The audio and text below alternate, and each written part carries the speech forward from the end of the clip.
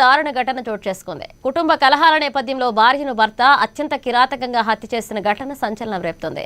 అత్యంత కిరాతకంగా భార్య చేతులు కాళ్లు కట్టేసి ఆమె తప్పించుకోవడానికి వీలు లేకుండా చేసి కిరాతకంగా గొంతు కోసి భర్త హత్య చేశాడు. ఇక తల్లి చనిపోవడంతో ఇద్దరు చిన్నారులు అనాథలుగా మారారు. ఘటనపై కేయూ పోలీసులు కేసు నమోదు చేసి దర్యాప్తు చేపట్టారు. కుటుంబ కలహాల కారణంగానే భార్యను అతి కిరాతకంగా భర్త హత్య చేశాడంటున్న కేయూ సిఐ రవికుమార్తో మా ప్రతినిధి మౌనీష్ ఫేస్ టు ఫేస్. 6 సంవత్సరాల క్రితం ప్రేమ వివాహం చేసుకున్నారు. గత కొన్ని సంవత్సరాలుగా సాఫీగా జరిగిన వారి యొక్క సంసార జీవితంలో అయితే ఒక్కసారిగా పెను విషాద ఛాయలు అయితే నెలకొన్నాయనే చెప్పుకోవచ్చు.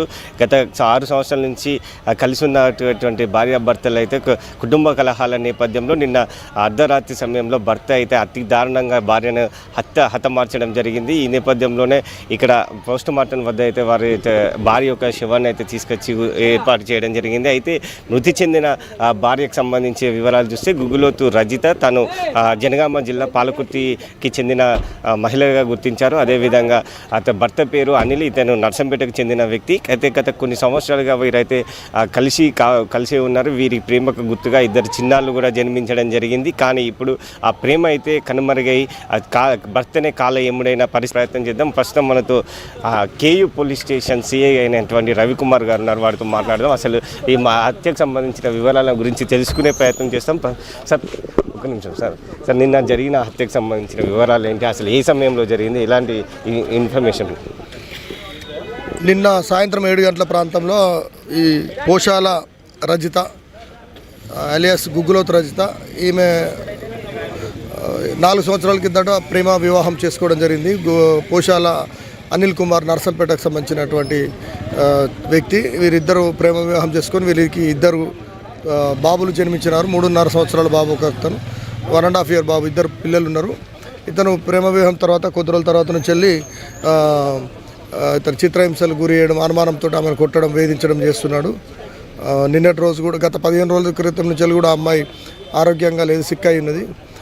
అతను నిన్న అతను పనికి వెళ్ళి వచ్చిన తర్వాత చేతులు కాళ్ళు కట్టేసి బాగా చిత్రహింసలు గురి చేసి కత్తితోటి మొత్తం శరీరంపై ఘాట్లు పెట్టి ఆమెను కొట్టుకుంటూ ముక్కు నోరు మూసేసి అతి కిరాతకంగా చంపేయడం జరిగింది. దీనిపై ఆమె వారిద్దరిది కులాంతర వివాహము. ఆమె ఎస్టీకి సంబంధించిన కులం, అతనిది బీసీ. సో ఎస్సీ/ఎస్టీ మర్డర్ కేసు నమోదు చేయడం జరిగింది. దీన్ని ఏసీపీ స్థాయి అధికారి దర్యాప్తు చేయడం జరుగుతుంది. అట్లాగే 7 సంవత్సరాల లోపు అమ్మాయి చనిపోయింది కాబట్టి హన్మకొండ తహసీల్దార్ గారు దీన్ని ఎంక్వైరీ చేస్తారు.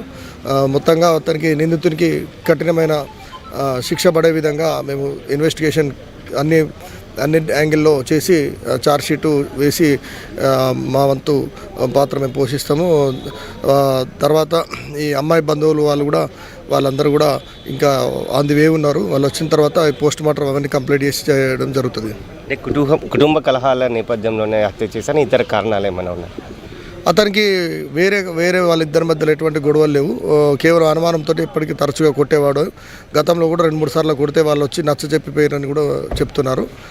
వేరే ఎటువంటి గొడవలు లేవు. అతనికి అనుమానం ఉంది, ప్రేమ వివాహం చేసుకున్నాడు, అనుమానం ఎక్కువ ఉన్నది. అతనికి హత్య సమయంలో సెల్ఫీ వీడియో కూడా తీసుకున్నట్టు ప్రచారం జరుగుతుంది. ఇందులో ఎంతవరకు నిజాలు? అవన్నీ పూర్తిగా త్వరలో ఆ నిందితుడిని అరెస్ట్ చేసే సమయంలో పూర్తి వివరాలు తెలియజేస్తాం. ఇన్వెస్టిగేషన్ ఎస్సీ/ఎస్టీ మర్డర్ కేసు కాబట్టి కొన్ని విషయాలు కాన్ఫిడెన్షియల్గా ఉంచడం జరుగుతుంది. తదుపరి వివరాలన్నీ కూడా ఏసీపీ సారు రిమాండ్ చేసే సమయంలో తెలియజేస్తారు. Thank you. ఇది సిఐ రవికుమార్ గారు చెప్తున్నారు. అయితే హత్య సమయంలో సెల్ఫీ వీడియో తీసుకున్నట్టు కూడా ప్రచారం జరుగుతుంది. ఈ నేపథ్యంలో సెల్ఫీ వీడియో తీసుకున్నట్టు కూడా మనకు సమాచారం అయితే అందుతుంది. కానీ హత్య గల కారణాలు అయితే కుటుంబ కలహాల నేపథ్యంలోనే హత్య చేసినట్టుగా ఇటైతే వెల్లడైతే అయింది. అయితే చిన్న బాబు తన యొక్క కుమారుడు 3 సంవత్సరాల కుమారుడు కూడా ప్రత్యక్ష సాక్షిగా ఉన్న నేపథ్యం కూడా కనిపిస్తుంది. తాను ముందటినే తన తల్లిని అయితే తన తండ్రి చంపడం, పిల్లగాడు చూడడం, అది చెప్పడం అయితే ఇప్పుడైతే ఒక విషాద ఘటనగా అయితే చోటు చేసుకుందనే చెప్పుకోవచ్చు. ఎందుకంటే 4 సంవత్సరాలుగా ప్రేమ వివాహం చేసుకున్నారు. కానీ కొన్ని సంవత్సరాలు కలిసే ఉన్నారు. వీరి ప్రేమకు గుర్తుగా ఇద్దరు పిల్లలైతే జన్మించడం జరిగింది. 3 సంవత్సరాల అబ్బాయి, అదేవిధంగా 1.5 సంవత్సరాల అబ్బాయి కూడా ఉండడం జరిగింది. ఈ నేపథ్యంలో వీరైతే కుటుంబ కలహాలు నిన్న అర్ధరాత్రి తారస్థాయికి చేరుకోవడంతో అతని భర్త అయితే అతి కిరాతకంగా కాలయముడై ఆ భార్య యొక్క కాళ్ళు చేతులు కట్టేసి ఇటు మెడ పీక కోసి చేసి అయితే హత్య చేయడం అయితే ఇప్పుడు సంచలనంగా మారిందని చెప్పుకోవచ్చు. ఇప్పటికే